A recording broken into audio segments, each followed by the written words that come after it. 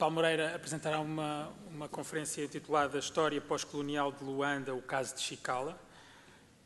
Licenciou-se na Faculdade de Arquitetura da Universidade do Porto em 2005. Desde 2010 é doutorando da Cass School of Architecture, London Metropolitan University, onde concluiu também o mestrado em 2009. A sua investigação foca-se na transformação pós-colonial da cidade de Luanda através do estudo de caso do bairro de Chicala. Moreira é co-coordenador do projeto de investigação Observatório de Chicala, sediado no Departamento de Arquitetura da Universidade de Agostinho Neto, em Angola. O seu trabalho tem sido exibido internacionalmente e galardoado com diversos prémios, entre eles o Prémio Távora, em 2012, e o Prize for Social Entrepreneurship e o Noel Till Travel Award, ambos em 2009. Portanto, é um prazer, logo que achar oportuno, poderá então iniciar. Obrigado. Estão a ouvir bem, sim? O prazer é meu estar aqui. Portanto, em primeiro lugar, gostava de agradecer à organização, portanto, em particular ao arquiteto Paulo Tormenta Pinto e à arquiteta Paula André pelo convite e para poder partilhar algum do trabalho que tenho estado a fazer realmente na London Metropolitan University, que é uma investigação em curso. Portanto, neste momento já tem 4 anos de trabalho de campo e uma série de eventos associados ou entregas intermédias, chamamos assim. E, portanto, o que eu venho aqui apresentar hoje é uma espécie de ponto de situação deste trabalho. E quando tive que dar um título para esta sessão, chamei-lhe História Pós-Colonial de Luanda, mas depois, ao prepará-la, percebi que era impossível falar da história pós-colonial sem realmente centrar-me na questão colonial, na história colonial. Portanto, o que eu vou fazer é fazer uma espécie de um enquadramento histórico deste bairro. É um bairro não planeado, portanto, um bairro informal na cidade de Luanda, literalmente construído entre a ilha e o continente, por aterro, mas já lá vamos. Portanto, uma espécie de um resumo da apresentação será atravessar diferentes momentos daquele lugar e da transformação, do desenvolvimento urbano daquela zona. Quem conhece Luanda pode situar-se, portanto, estamos aqui na Fortaleza de São Miguel e para este lado desenvolve-se a Baía de Luanda, que toda a gente conhece, aquela imagem da Baía. Em frente temos a ilha e, portanto, estamos a falar desta zona atrás da Baía. Portanto, é um dos bairros informais realmente mais centrais na cidade. E eu já vou explicar porque é que me interessou este caso. Antes disso, queria apresentar algumas imagens daquilo que está a ser feito neste momento na cidade de Luanda. Como vocês sabem, depois de 2002, a cidade tem sofrido um boom de construção gigante, com modelos urbanos que podemos considerar fora de prazo noutras zonas. Estas experiências de construírem cidades quase de raiz, como esta do Quilamba Kiashi, 700 e tal edifícios, todos ao mesmo tempo, portanto já não se vê em muitos sítios. Ou esta, que é a nova centralidade do Cacoaco, que se perde de vista também esta imensidão e este mar de blocos de habitação, todos iguais, todos chineses, todos estéreis. Ou este tipo de condomínios fechados que começam a proliferar no sul da cidade. Portanto, esta é uma fotografia que tirei, não é uma fotomontagem nem nada. Que alteram completamente o próprio perfil da cidade. Aqui não se percebe, mas esta areia branca era mar e, portanto, trazem-se as casas até à linha limite do mar para depois se criar uma praia artificial que altera completamente aquela zona. E depois temos aquilo que é os 3/4 da mancha urbana da cidade, que são considerados estes bairros informais, que também se chamam museques. E nestas visões elevadas, eu lembrei-me de uma citação de Le Corbusier, uma vez que me parecia presente no título, no cartaz e na imagem deste colóquio. Encontrei esta citação e também, como foi mencionado hoje de manhã bastante nas conversas, nas anteriores apresentações, parecia-me pertinente apresentar esta ideia em que Corbusier fala da questão de planear de cima para baixo. Não é? Como é que os arquitetos do avião veem o território e dizem que o avião expõe o facto de que os homens construíram cidades não para a satisfação do ser humano, não para gerar felicidade, mas unicamente para fazer dinheiro à custa da humanidade. Os seus edifícios não têm vestígios de qualquer sentimento nobre, apenas uma paixão sórdida, o lucro. O avião observa, funciona rápido, vê rápido, nunca se cansa e mergulha profundamente na realidade, ou no realismo. O seu olhar implacável penetra a miséria das cidades e traz de volta o registro fotográfico para aqueles que não têm coragem para ir ver por si mesmos. Portanto, na metodologia de trabalho que eu tenho vindo a desenvolver, interessa-me uma abordagem um pouco diferente e encontrei esta citação também do Desserteau, onde ele diz que voltemos aos métodos de entrar nos espaços negros onde as multidões se movem. Os profissionais comuns das cidades vivem lá embaixo, debaixo dos limiares da visibilidade. Eles caminham, uma forma elementar desta experiência da cidade. São caminhantes. Estes profissionais recorrem aos espaços que não podem ser vistos. E, portanto, neste sentido, estou a trabalhar com o Departamento de Arquitetura da Universidade Agostinho Neto.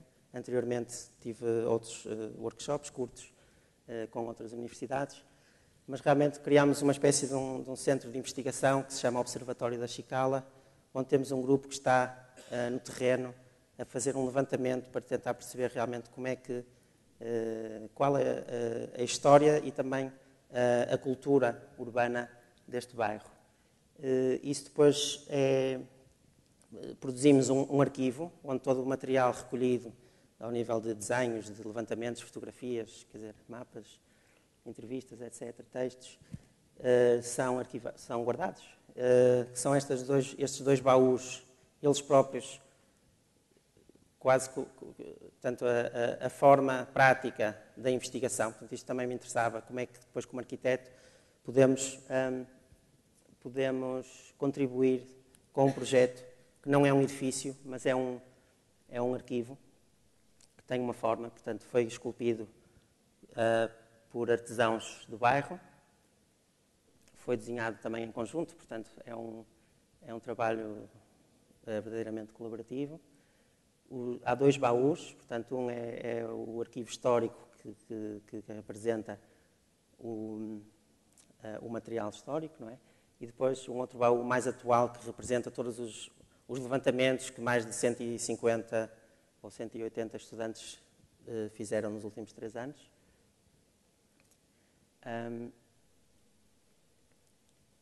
E, portanto, esta equipa, o tio Nelito, o escultor, ou o artesão, aqui, o Pedro Nembamba, eu, a Ana Lícia Gonçalves, o Daniel de Freitas e a Érica Morgado, digamos, o núcleo duro do trabalho neste momento.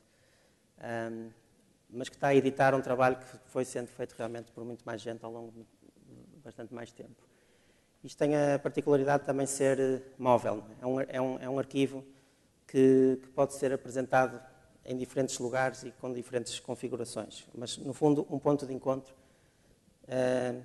que permita levar o bairro a outros contextos. E, nesse sentido, também tenho feito outros trabalhos, como esta exposição no Porto, que transpôs parcialmente, mas à escala real, a rua principal da Chicala, e, portanto, levar este contexto para quem nunca lá tenha ido, ou nunca irá sequer. E aqui o lançamento do Observatório, oficialmente, em novembro do ano passado, numas conversas à volta do arquivo, uma vez mais com este contexto, dar cenário, o fundo, para as conversas entre moradores, arquitetos, académicos, estudantes, ONGs. Portanto, posto isto, vou percorrer rapidamente a história. E na história de Luanda, uma das perspectivas que mais me interessava, que mais me interessa, é esta descrição do Pepe Tela no livro Luandano, nas primeiras linhas do livro, quando ele descreve o que é que quem lá estava, o que é que quem já estava naquela costa, viu aproximarem-se os pontos brancos. E estes pontos brancos que entraram pela barra da Corimba, que é aqui no final da ilha, portanto, esta barra, deitaram ferro ao lado da ilha, em frente à futura Praia do Bispo. Portanto, precisamente na zona onde nós estamos a trabalhar. E, portanto, isto para dizer que desde o início da fundação da cidade, pelos portugueses, é um sítio que esteve presente. Não é? Eu não vou estar aqui a amassar com todos estes períodos, mas vou passando algumas imagens. Este é um mapa do final do século XIX, que era interessante porque apresenta alguns pontos importantes na cidade de Luanda, não é? Isto vê-se algum... Não. Por exemplo, a Fortaleza de São Miguel, o cemitério, o hospital, a Maianga, e já lá tínhamos a Chicala também, e o observatório, que era um observatório meteorológico. E aqui uma aproximação. Isto achei interessante porque realmente serviu como inspiração para o nosso, digamos, para o design gráfico do projeto, e já temos um site que é a versão virtual do arquivo. Portanto, neste momento o site já tem mais de 3.000 imagens e uma série de material também histórico, que ainda vai continuar a crescer. E isto para dizer que quem estiver interessado pode realmente navegar e consultar. A certa altura, neste processo de transformação, ou de revolução urbana, faz-se a ligação entre a ilha e o continente, e depois, através das calemas, que são as tempestades de mar, parte da ilha desaparece. E isto, pelos vistos, já tinha sucedido muitas vezes. E nós vemos, analisando mapas históricos, que a zona da Chicala foi tendo diferentes configurações ao longo do tempo. Mas a origem da palavra Chicala realmente permanece. E, portanto, era aquela terra que ficava sempre, apesar desta grande movimentação de terras e de areias, neste diálogo entre o mar e a terra. Eu tenho umas imagens desses mapas, também achei interessante, portanto, a tal ligação entre o continente e a ilha, e aqui embaixo, onde aparece ruína. E, portanto, quando se fala de ruína, é de algo que existia muito antes, por exemplo, do mapa ter sido feito. Não é? Eu estou a esclarecer sobre isto porque há uma ideia comum que diz que o problema dos mocegos tem a ver com a guerra e a fuga das populações para a cidade. Mas não é verdade. Portanto, estamos a falar de um sítio com história e, portanto, achei importante mostrar esta parte. E aqui é o momento onde o mar comeu a terra. Tenho aqui isto em fotografia. Portanto, o mar comeu a terra. E depois esta língua de areia natural que se formava devido às areias que vinham com as correntes do rio Kwanza de sul para norte, onde, no final da época colonial, os portugueses iam à praia. Basicamente, isto era uma zona de pescadores ou uma zona de praia para os portugueses. Encontrei algumas imagens destas de alguém que era frequentador da praia naquela altura, que diz que recorda os acampamentos de escoteiros que fizemos nesse lugar e o deslumbramento de ver nascer o sol virados para a fortaleza, onde os tons amarelos faziam nascer a luz, acompanhá-lo depois durante o dia e, finalmente, ao fim da tarde, virados para o Atlântico, a despedida com os raios de tons vermelhos fustigantes que anunciavam a noite que não tardaria a chegar. Portanto, é neste lugar e neste contexto que aparece, já no final da época colonial, em 1973, é apresentado este plano, elaborado por uma equipa grande de especialistas. A arquitetura é feita pelo arquiteto Tomás Taveira, que, portanto, temos ali a Chicala, aquela língua de areia, que apresenta uma ideia de crescer e aumentar a área de Luanda, conquistar toda esta zona por aterro em cima do mar, para tal, destruindo o Morro de Santa Bárbara, que era um morro que existia aqui, usando essa terra para fazer o aterro, e, portanto, obviamente isto não foi feito, mas era um plano megalómano para a época, e, portanto, como sabemos, não foi realizado. Entretanto, os trabalhos de remoção do Morro de Santa Bárbara já haviam iniciado, estão documentados, mas, entretanto, houve a descolonização e, portanto, isto tudo parou e mudou.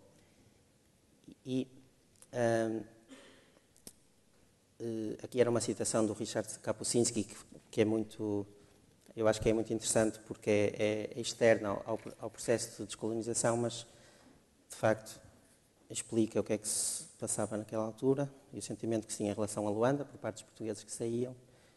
Mas, neste contexto, o Agostinho Neto regressa a Luanda, torna-se o primeiro presidente do país e 4 anos depois morre. E é desenhado, projetado, um mausoléu para engrandecer o primeiro presidente e o herói nacional. Esse mausoléu é desenhado precisamente nos terrenos do Morro de Santa Bárbara, com uma grande praça cerimonial, este foguetão, portanto, é um projeto soviético, de 1979, depois só começou a ser realizado nos anos 80 e tal, numa altura onde o bairro da Chicala estava assim. A língua da areia, naturalmente, continuou a crescer, portanto, isto era tudo um processo natural, tinha a ver com os correntes e os movimentos. Começa-se a definir aqui uma rua principal, com algumas casas dos tais pescadores, e eu consegui encontrar fotografias de uma dessas casas, na altura, no fundo daquela rua principal, com vista para a fortaleza. Portanto, são fotografias do Paulino Damião, que é morador ainda no bairro, e tem acompanhado o projeto desde o início, e, portanto, é o fotógrafo oficial do trabalho e participante neste trabalho. Mostra algumas imagens, portanto, também do aterro que se foi sendo feito na Chicala 1, que é do lado da ilha, portanto, para tapar aquela zona que tinha sido comida, não é, pelo mar. E, entretanto, o mausoléu entra em construção. Realmente destrói-se o Morro de Santa Bárbara para dar lugar a este mausoléu. E a terra e a retirada do mausoléu é trazida em caminhões para a zona da Chicala e começa-se a aumentar por aterro. Portanto, o bairro vinha por aqui, começa a ser aterrado.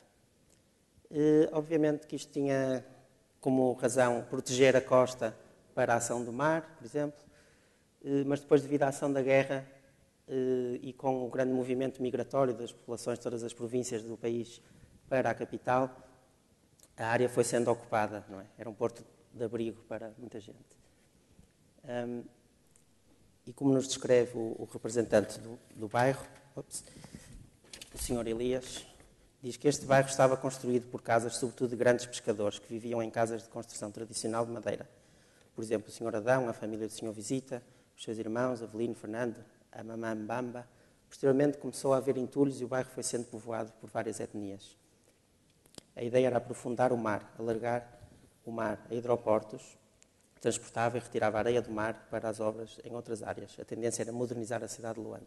Mas com as frentes de guerra, a zona começou a ser povoada. Foi tudo por motivos de guerra. Este bairro surgiu por força maior. Neste contexto, em 92 é feito um plano, sob um esquema desenhado à mão, que previa consolidar um pouco a estrutura existente ali, não é? Criava-se uma continuação daquela rua principal, com uma passagem, uma ponte para o outro lado, zonas de pescadores, restaurantes de peixe, etc, etc. Portanto, foi uma zona que foi sendo sempre pensada, de alguma maneira, nenhum projeto era realizado, então aquilo continuava a crescer sem plano. As próprias pessoas construíam as suas casas e estruturavam. Depois também não vos voltar a massacrar com isso, mas a nossa ideia era também tentar perceber de que forma é que essa nucleação do bairro é feita, quer dizer, se tem a ver com as regiões de origem, com as vizinhanças, com com relações de família, como é que as pessoas se agrupam dentro do bairro. E era interessante ver o bairro não como uma mancha homogénea de casas autoconstruídas, mas depois com a sua própria dinâmica e a sua própria organização. Portanto, a ponte não foi feita, mas a travessia acontece por barco, ainda hoje, até que chegamos ao momento pós-guerra, que é um momento importante porque nos nossos inquéritos também temos percebido e contrariado aquela ideia que diz que isto era um problema da guerra e agora que já não há guerra vamos construir uma nova cidade. Não. Nos nossos inquéritos percebemos que quase um quarto da população mudou-se para ali depois da independência, depois do final da guerra, não é? Portanto, estamos a falar de um lugar que é muito central na cidade e, portanto, obviamente que as pessoas que trabalham no centro da cidade preferem viver próximo do trabalho, da escola, da universidade, etc. E parte do trabalho consiste realmente em mostrar a reciprocidade ou relação, o contributo do bairro para a cidade e vice-versa. Portanto, recapitulando, temos estes momentos que eu vou mais facilmente apresentar nesta imagem antiga, onde se vê o morro da Santa Bárbara, lá atrás, uma língua de areia natural com algumas casas de pescadores, e depois, gradualmente, o bairro cresce em cima do mar, o morro é substituído pelo mausoléu e estes novos edifícios começam a aparecer e a circundar, a asfixiar a zona.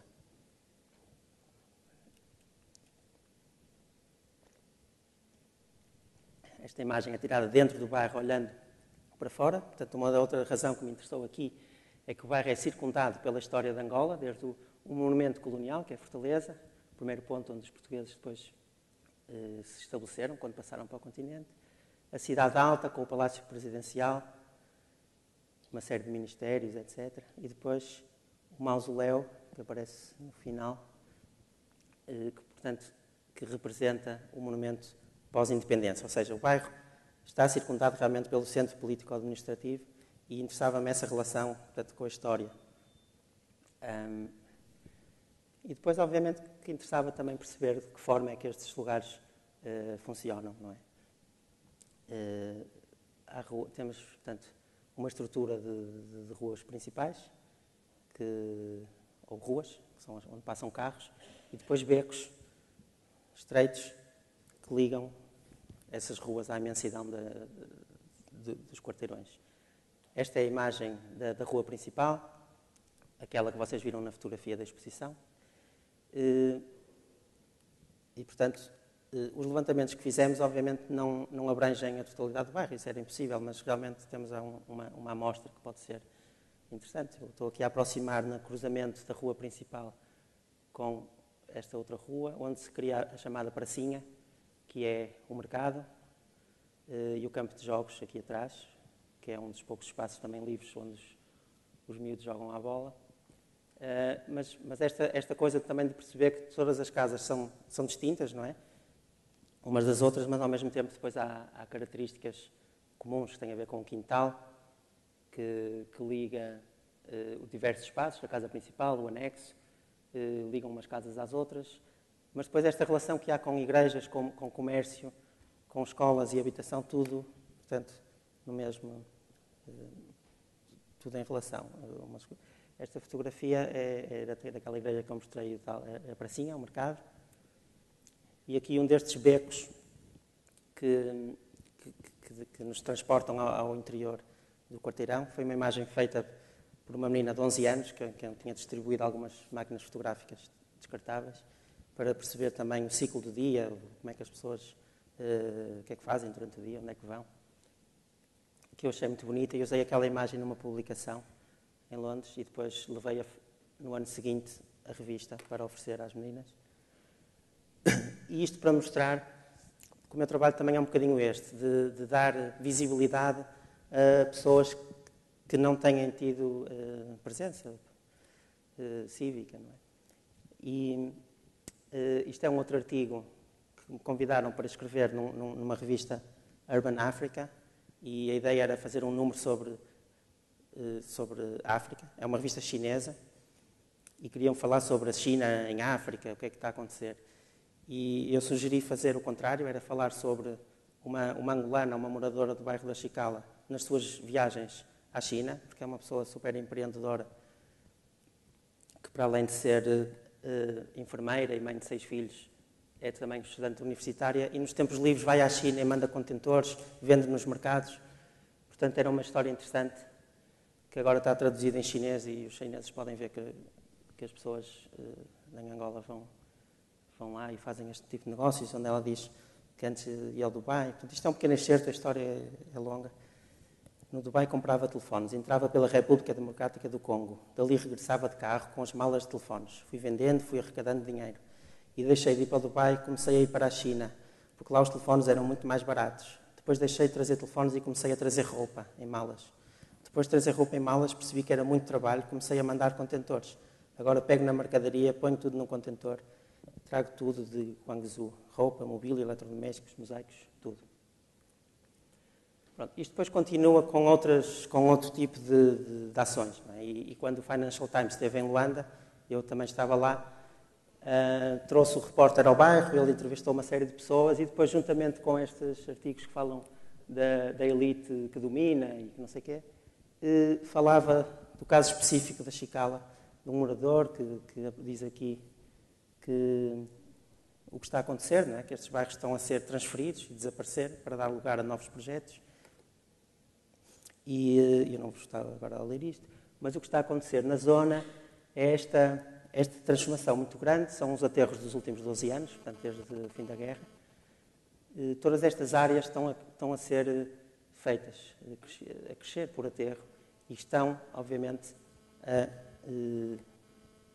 já nem estão a ameaçar, já ameaçaram mesmo o bairro da Chicala, para dar lugar a esta coisa, a este projeto que liga o continente à ilha, faz aqui uma Chicala 1,5, liga a Chicala 1 à Chicala 2, que já parcialmente está feito, que é esta linha de edifícios que vocês já viram nas imagens anteriores,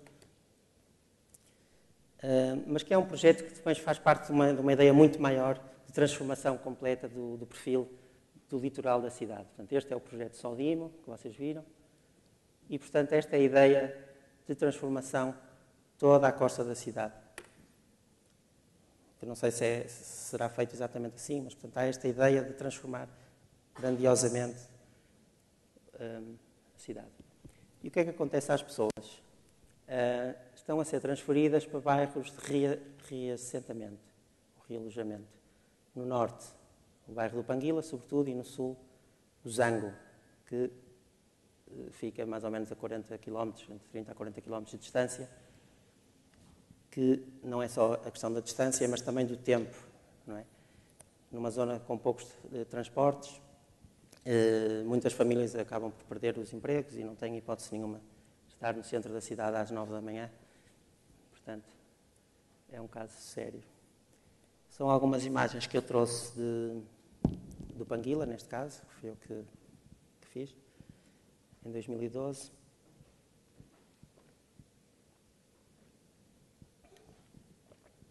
São projetos feitos por várias companhias internacionais, não é? Há chineses, há coreanos, há portugueses, há brasileiros. Portanto, cada projeto tem o seu modelo. Muitas vezes as casas são postas antes de haver qualquer tipo de infraestrutura, ruas, eletricidade, água, escolas, todos esses equipamentos faltam e depois aos poucos lá vão aparecendo, mas é uma questão mesmo muito difícil. No início deste ano, em janeiro, acontece uma grande ação de despejos na Chicala, onde toda a Chicala 3, que é como é conhecida esta zona, desaparece. Já outras zonas tinham desaparecido anteriormente, mas realmente, neste momento, estamos a falar de mais de um terço do bairro que desapareceu. São entre 3.500 ou 4.000 famílias que saíram daqui em janeiro e fevereiro. E para terminar, tenho aqui algumas imagens desse processo, olhando ali para a Fortaleza e o fim da Chicala 3, todo este território desfeito. E, portanto, olhando agora para o lado do projeto Sodima, como é que isto, qual a aparência neste momento? E vou ficar por aqui. Obrigado.